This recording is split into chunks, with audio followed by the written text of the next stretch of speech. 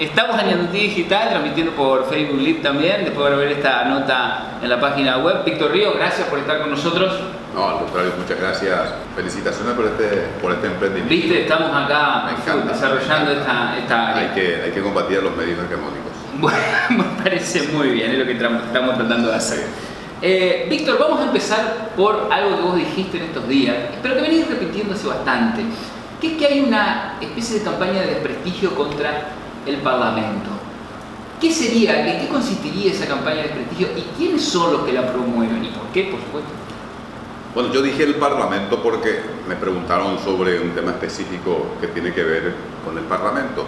En realidad es una campaña de desprestigio contra la política como categoría, como actividad colectiva, como herramienta de construcción de sociedad. El ataque a la política, en consecuencia, es un ataque a la democracia. ¿Quiénes hacen esto? Y los voceros de lo que podríamos denominar, si es que se la puede denominar, la élite económica del país. O sea, una minoría enriquecida que es la que manejan las riquezas más importantes de este país y manejan los medios más importantes también, ¿verdad? Directamente algunos son propietarios de esos dueños o tienen escribas en distintos medios. Y algunos son asesores también, ahora hemos visto. Y algunos son asesores. Esto es lo que pasa que en Paraguay, o sea, socialmente, el cualunquismo social, voy a conocer lo que es el cualunquismo. El cualunquismo social es el hegemónico en Paraguay. ¿Quiénes eran los cualunquistas? Eran los partidarios de Benito Mussolini, eran fascistas, eran partidarios del fascismo, pierden en la Segunda Guerra Mundial. Entonces, ¿cuál fue la reacción? Conformaron un movimiento político que implicaba el desprecio a la política, a las instituciones de la política, a las instituciones de la democracia, y decían que el tema pasaba simplemente por tener un buen gestor, alguien que sepa administrar bien un Estado mínimo, y el resto queda a merced de la famosa libre competencia, etcétera, etcétera. Pero en realidad era una forma de disfrazar su fascismo frustrado. Había un actor italiano, creo que se llamaba Guglielmo Gianni, es el que generó el movimiento cualunquista, digamos, que era la metamorfosis del fascismo para poder adaptarse más o menos a la democracia. Hubo una elección donde obtuvieron muy buena cantidad de votos, después fueron absorbidos por la democracia cristiana. En Paraguay pasa exactamente lo mismo. ¿Por qué? Porque la cultura estronista, la matriz cultural ideológica estronista no se desmontó en Paraguay.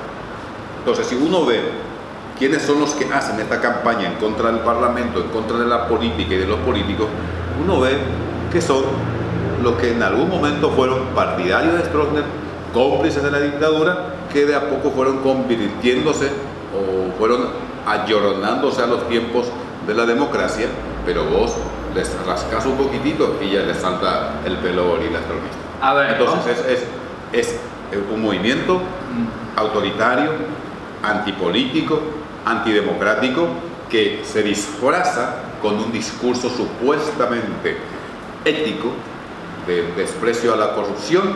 Entonces hacen escándalos y entran en histeria por un ascensorista o por una secretaria, pero no dicen nada de la gran corrupción, no dicen nada de la evasión de 200.000 millones de guaraníes en Iragro, por ejemplo.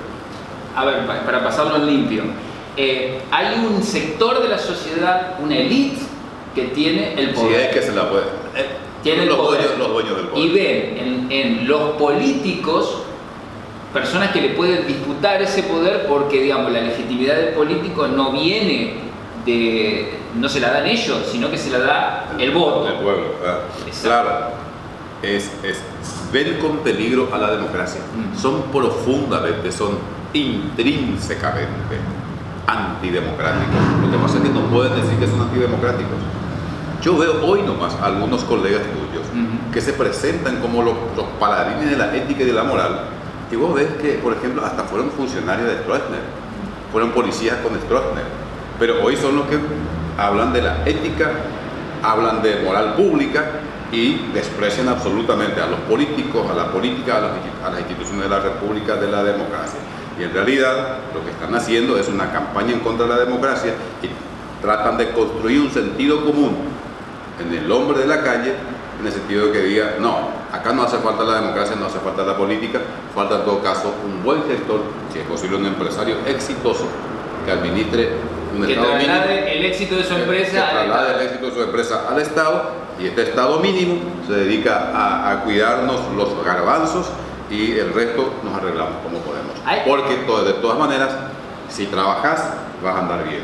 El que es pobre es porque es haragán, es vago, por eso nomás. Entonces nos hace falta un Estado fuerte, un Estado con musculatura, que pueda tener programas sociales, políticas sociales, que ayuden, que faciliten a los sectores más vulnerables a ir mejorando su condición social. No, eso es inaceptable, porque el que es pobre es porque es vago, es haragán. Entonces, Estado mínimo administrado por un buen gestor, si es posible, un empresario exitoso.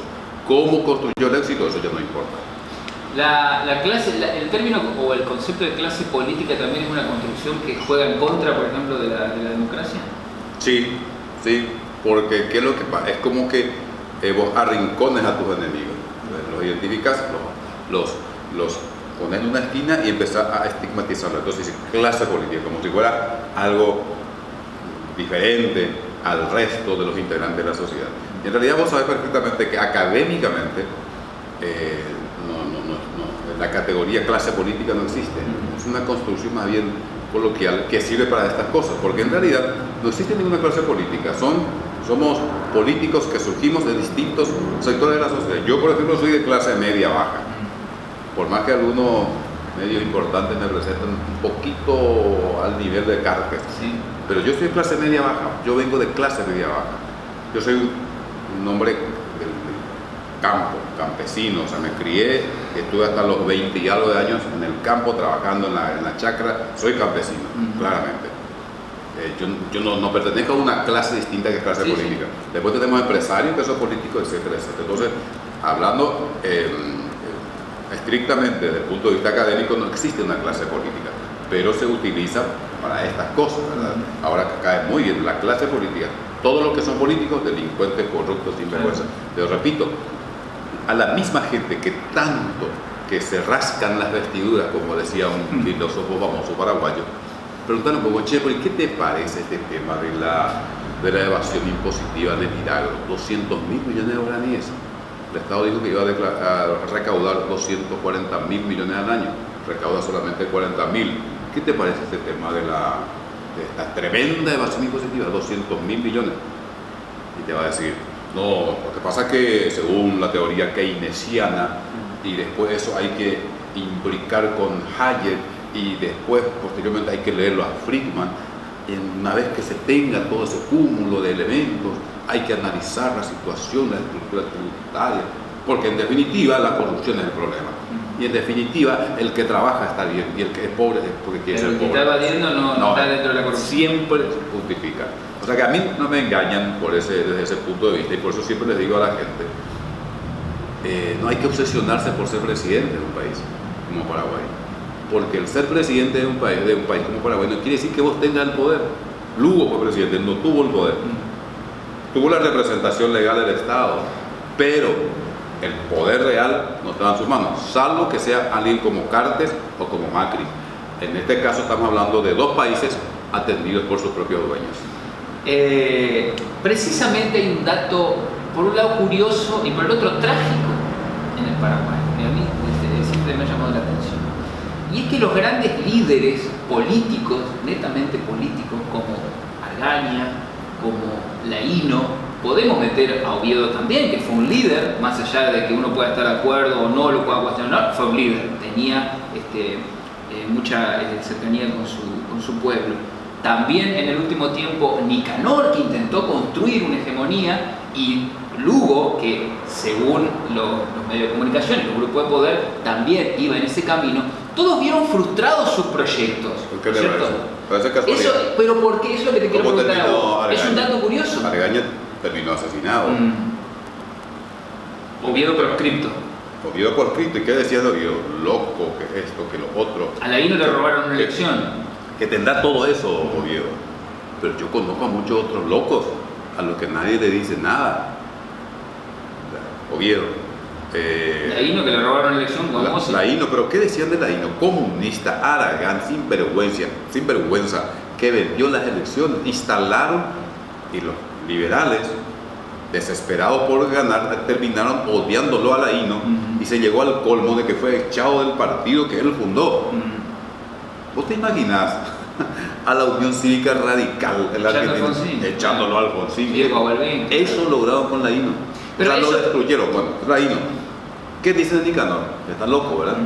Decime si hay un político en Paraguay, en este momento, contemporáneo, de los tradicionales, para que no se enojen mis amigos de la izquierda, que tenga más preparación que Nicanor.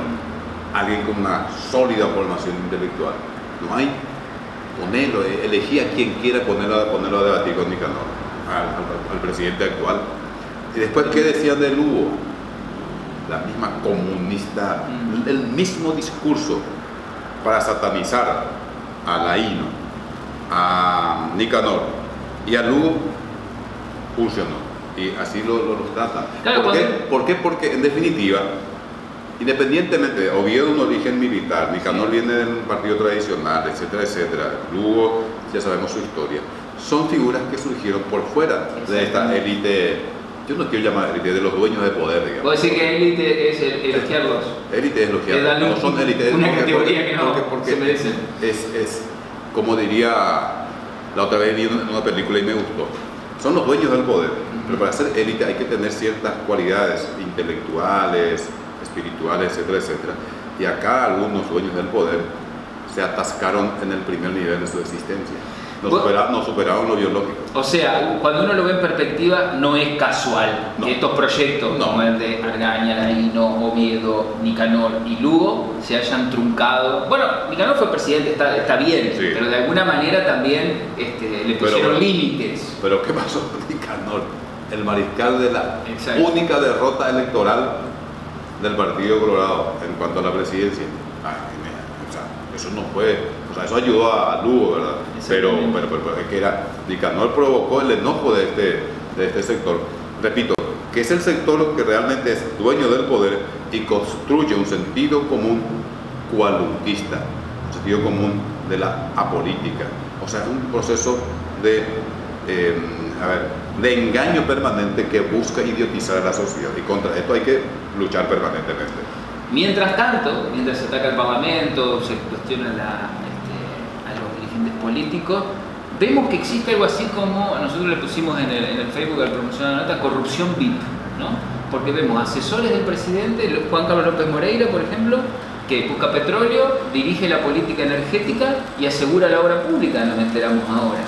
¿Cómo funciona esta historia? O sea, yo creo que vos lo veías venir. Yo, por ejemplo, lo vi venir cuando empezaron a nombrar todos los asesores de Carte, de asesores a los gerentes de la empresa de Carte. Ahí va a haber un conflicto de intereses. Pero es como que se dejó pasar y recién ahora explota. Pero eso no es corrupción. ¿Qué es eso? Es la globalización. Estaba equivocado. Menos mal que me venís a iluminar. Es la economía globalizada. Vos no entendés cómo viene la mano. Pero que, a ver, es que así de cínico es el asunto, o sea, así de cínica es la postura. Todo el mundo, o sea, yo lo vi venir, lo veníamos advirtiendo permanentemente.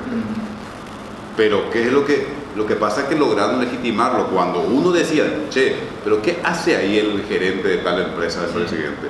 ¿Qué hace aquel que es, no sé, capataz de su estancia? ¿Y cuál era la respuesta?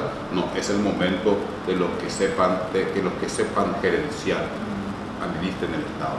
O sea, el éxito en el sector privado, o sea, esas pautas de conducta, las pautas de comportamientos en el sector privado, ahora se va al Estado y vamos a tener un Estado eficiente.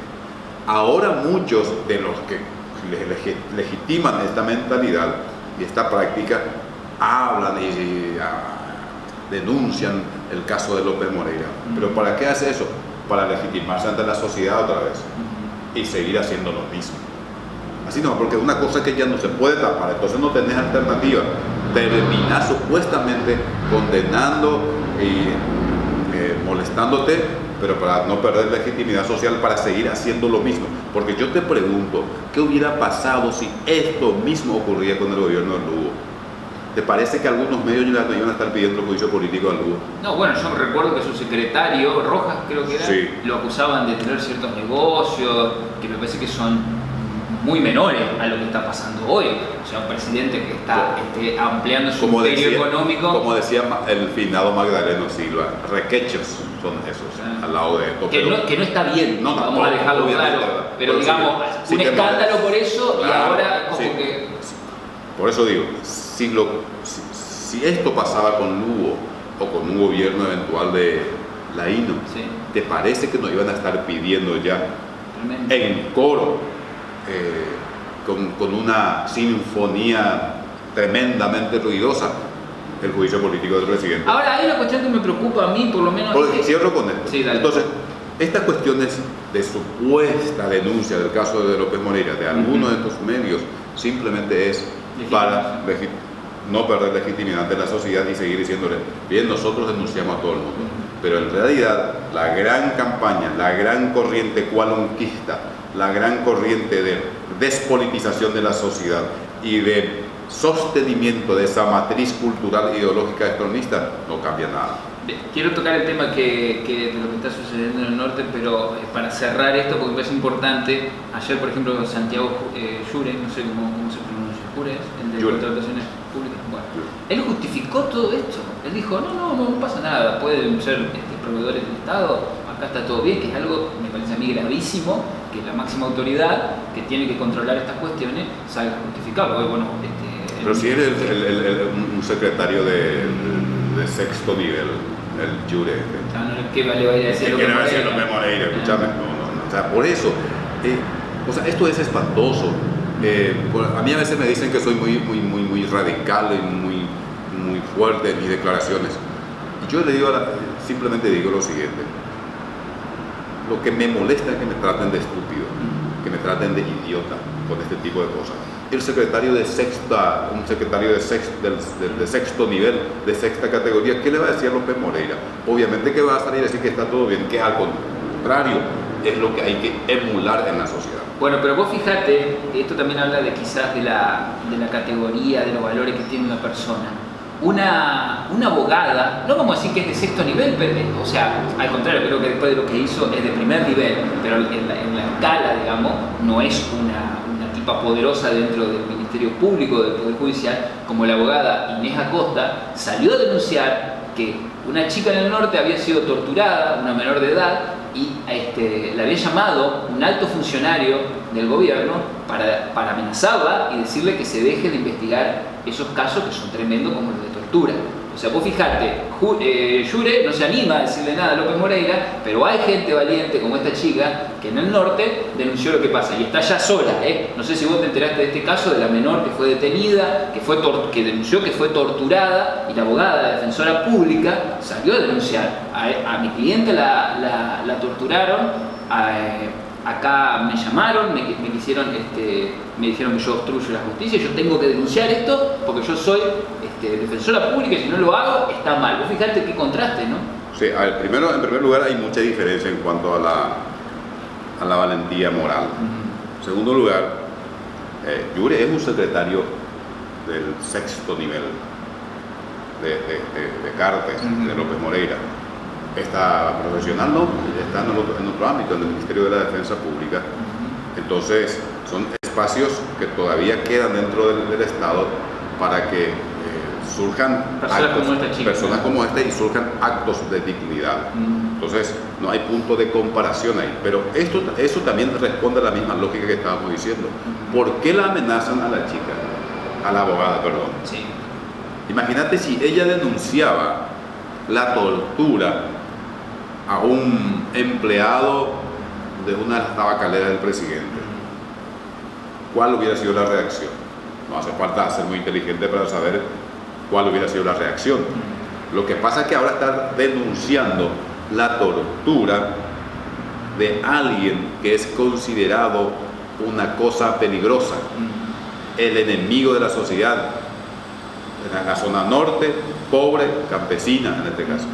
Entonces, se han encargado, y esto pasó en Colombia, de generar este sentido común en la sociedad, que todos los que están en ciertas regiones del país son cómplices, apoyo logístico o soldados directamente del EPP, enemigos de la patria, enemigos de la sociedad, de la religión, de la familia, de todos. Pero entonces, si los matas, perfecto, estás matando a un enemigo de la sociedad.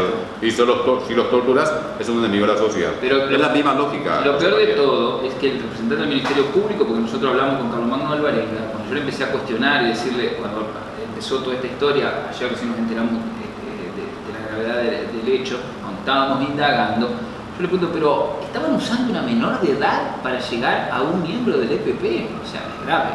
Y él me dice, bueno, no, es menor, pero es una guerrillera, estaba armada, ¿qué es lo que vos me decís? O sea, ya está, no calienta, si tiene 15, 14, estaba armada, es una guerrillera, hay que matarla. Y si se la viola, tampoco es violación. No va a ser culpable el violador, sino la que provocó la violación. ¿Y quién provocó la violación? La nena. ¿Por qué? Porque se metió en la guerrilla, por favor. Entonces, por ahí viene la mano. Y estas cuestiones, digamos, responden a esa matriz, repito, ideológica, cultural, extremista, que no se superó. Porque en definitiva lo que se pretende es que aquí siga el proceso de reforma agraria al revés, que es la que se dio en Colombia. Estaban los guerrilleros, y después entraban los paramilitares y entraban a masacrar aldeas enteras de campesinos. ¿Qué hicieron los campesinos sobrevivientes, los pobres campesinos sobrevivientes? Abandonaron sus tierras, terminaron regalando sus tierras. ¿Quiénes compraron? Las grandes multinacionales. Es decir, en vez de implementar una reforma agraria como debe ser, en el sentido de una distribución equitativa de la tierra a los campesinos, agricultores, terminó en un proceso de tremenda concentración de la tierra en manos de unos pocos, en manos de las multinacionales, que es lo que se pretende hacer aquí. Por eso es que siempre decimos, yo por lo menos digo, que el EPP es absolutamente funcional a este sistema tremendamente conservador, tremendamente autoritario y antidemocrático que tenemos en el Paraguay. Pues sabés que esto también, la verdad te lo tengo que reconocer porque fuiste uno de los pocos que planteaste que esto iba a ser trágico, esto de dejar suelto al ejército y a las fuerzas de seguridad en el norte. Iba a pasar lo que pasó en Colombia y está pasando también lo que pasó en Colombia. Pero hay una... si no aparecen ya aquí los falsos positivos. Pero por supuesto, y nadie dice nada, bueno, salvo nosotros, creo que somos los únicos que lo estamos denunciando. Pero hay una cuestión también interesante que se plantea combatir, digamos, al EPP con los métodos colombianos, ¿cierto? Dicen, bueno, vamos a copiar todo lo que se hizo en Colombia. Pero en Colombia también se hicieron cosas mal y esas cosas que se hicieron mal y que todos cuestionan, lo cuestiona Amnistía Internacional, como es el pago por información, que es uno de los grandes problemas para que aparezcan los falsos positivos, el pago por información, acá se hace. Y el ministro de Vargas, el ex ministro de Vargas, decía que era uno de los métodos más útiles cuando eso está condenado internacionalmente. Pero vamos a tomar yo voy a adoptar el paradigma de ellos. Eso de que sea condenado a nivel internacional son detalles. Sí. Lo importante es que sea eficiente. Cuando vamos a suponer, yo adopto, digo, los colombianos fueron exitosos, el ejército, el Estado colombiano. ¿Qué termina haciendo Colombia con la FARC? La paz. La paz, viejo. O sea, yo les suelo decir, ustedes saben lo que están diciendo. Pero esto pasa en el Partido Liberal, sobre todo en discusiones muy fuertes, con autoridad importante del partido. Le digo, dejen de decir tonterías. Dejen de decir que lo de Colombia fue exitoso. Si hubiera sido exitoso, hubieran exterminado a la FARC, terminaron pactando la paz y ahora también hay un proceso con el otro, el ELN, creo que, Ejército de Liberación Nacional. Entonces, exactamente. Bueno, ¿ese es el método exitoso? No, si tuvieron que terminar pactando la paz sobre miles y miles de ciudadanos asesinados por el propio ejército que eran presentados como falsos positivos por el demócrata Uribe. Bueno, es amigo de la casa, así que no. Bueno, pero ¿qué quiere que le haga?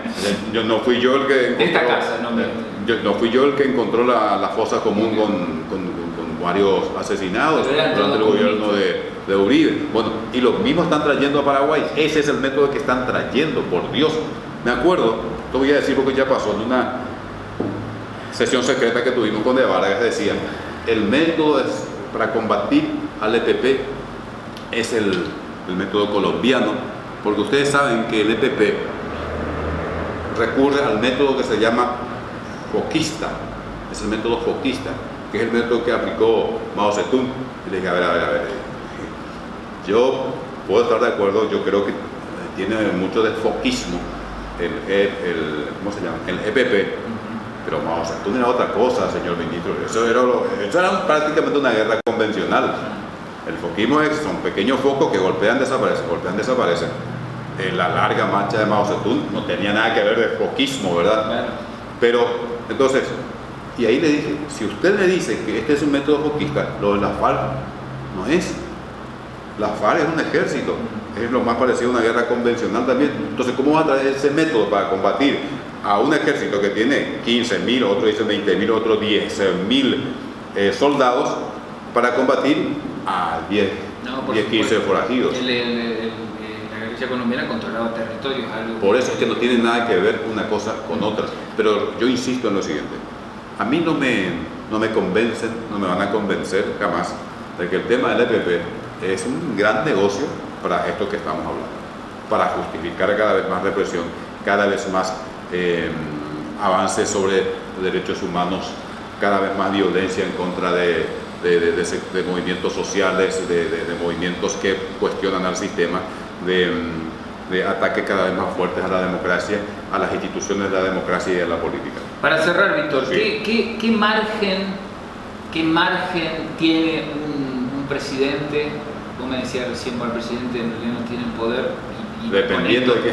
Claro, pues si es Cartes sí tiene el poder. Está bien. Eso de un país atendido por su propio dueño. Es muy buena esa, te la voy a robar. No, te cuento que es de Víctor Hugo Morales, para que no me acusen de plagio, porque tanto me quieren imputar que me van a imputar por eso. Te decía, ¿qué margen tiene una persona que sea elegida presidente y no pertenezca, digamos, o no represente a los grupos de poder de cambiar algo en el Paraguay? Porque vimos a Lugo, que por ejemplo, muy bien lo terminó, que tampoco fue un gran, desde mi punto de vista, tampoco fue un revolucionario. Claro, pero te quiero decir, ¿qué margen tiene? Porque por ejemplo ahora se habla de Lugo 2018, y uno dice, pero a ver, ¿qué puede hacer Lugo? Encima ya conoce la experiencia, ya sabe lo que le pasa a una persona que quiere hacer las cosas de manera diferente. ¿Qué puede hacer Lugo si gana de vuelta la elección? ¿Qué margen tiene para no personalizar a Lugo, porque no quiero entrar en la cuestión electoral? Porque es un tema que se toca todos los días. Con el sentido común colectivo que tenemos actualmente en Paraguay, si esto no cambia, muy poco margen, porque en esto vuelvo a Colombia. Paraguay es muy parecido como país en esto a Colombia. Leía por ahí en una revista de Colombia cuando estuve por allá lo siguiente, decía, en Colombia es tan natural ser de derecha que no hace falta explicarlo. Y acá lo mismo, acá lo normal, lo natural es esto, el cualentismo, una derecha conservadora, tremendamente antidemocrática, y esto atraviesa a todos los partidos políticos, a lo más importante, por lo menos los partidos tradicionales, incluyendo mi Partido Liberal Radical Auténtico. Entonces, si uno no hace un proceso, no implementa un proceso de cambio cultural, de construcción de un sentido común más democrático, un poquito más civilizado, un poquito más moderno, porque esto es premoderno, si uno no hace ese proceso previo, y el margen para hacer grandes cambios es muy poco. Pero es difícil eso, Víctor, porque para poder hacer ese cambio me parece a mí que tiene que tener cierto control en lo que son las instituciones, porque ¿cómo cambias ese sentido? ¿Desde dónde? Cuando hay instituciones que reproducen el mismo esquema de poder y de pensamiento. Y hablo de la iglesia, de las universidades, de los medios de comunicación. Y ese es el trabajo de los líderes políticos, de los partidos políticos, de los movimientos políticos que decimos representar al pueblo. Si no, estamos engañando, porque a ver, independientemente de las opiniones que podamos tener, Chávez, el chavismo logró esto en Venezuela, Correa logró en Ecuador, ¿cómo se llama? Evo en Bolivia, el kirchnerismo no tanto en Argentina, pero hubo cosas importantes. Lula en Brasil tampoco logró lo que logró Correa, Chávez ni Evo, pero fueron procesos que se dieron a partir de largos años de lucha. Eso falta en Paraguay, hay que construir eso, no hay alternativa. Si no, esto hay que dejar que siga por inercia y no... Por haber venido a Ñatuti Digital y bueno, te vamos a esperar, vamos a seguir analizando la realidad con vos en lo que queda, ¿no? acá al 2018. Sí, muchas gracias. Sí, cierro con esto. O sea que a mí me suelen decir que yo planteo ideologías, costumbres que no son paraguayas. Y les digo, ¿cuál es la ideología paraguaya? Y si es por eso yo soy el más paraguayo, soy el único que uso este tipo de camisas, por ejemplo. Lugo también. No, pero digo, Lugo es comunista, yo soy liberal, Ah, más de la política convencional. Bueno, Víctor, muchas gracias. Gracias a vos.